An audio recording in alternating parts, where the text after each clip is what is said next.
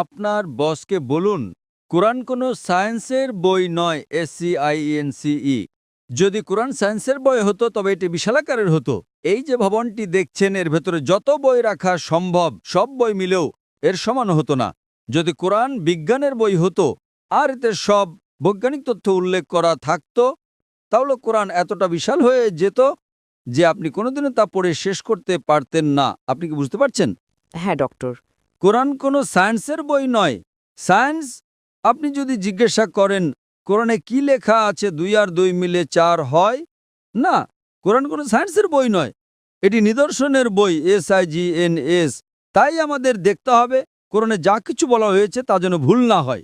যদি আপনি মনে করেন যে কোরআনের সব কিছুই উল্লেখ থাকা উচিত, তাহলে ভাবুন তো বিজ্ঞানে কত হাজার হাজার PhD আছে, doctor, engineer, heart specialist, brain specialist, এই সব কিছু যদি কোরআনে লেখা হতো আর আপনি তা পড়া শুরু করতেন তাহলে আপনার পুরো জীবনেও তা শেষ করতে পারতেন না।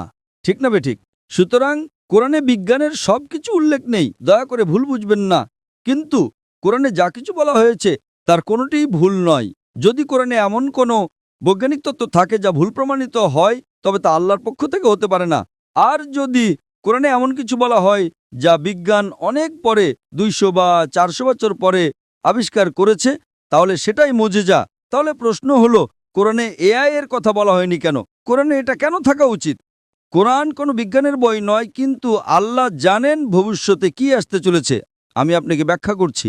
1 নম্বর, মানুষ আমাকে প্রায় জিজ্ঞাসা করত যে ইসলামী শরিয়া অনুযায়ী যদি আপনার কাছে ভিডিও রেকর্ডিং থাকে, যদি কোনো ভিডিও রেকর্ডিং থাকে যে কেউ চুরি করেছে, ইসলাম অনুযায়ী সেটা প্রমাণ নয়।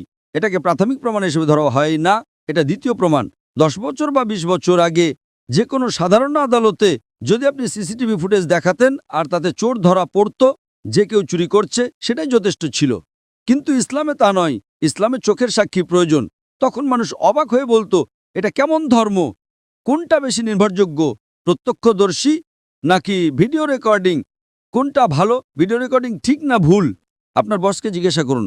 সুতরাং 20 বছর আগে যদি আপনার কাছে ভিডিও রেকর্ডিং থাকতো তবে তা ইসলামের চেয়ে সুবিধাজনক না। প্রত্যক্ষদর্শী হলো প্রাথমিক প্রমাণ, ভিডিও রেকর্ডিং গ্রহণযোগ্য ছিল না।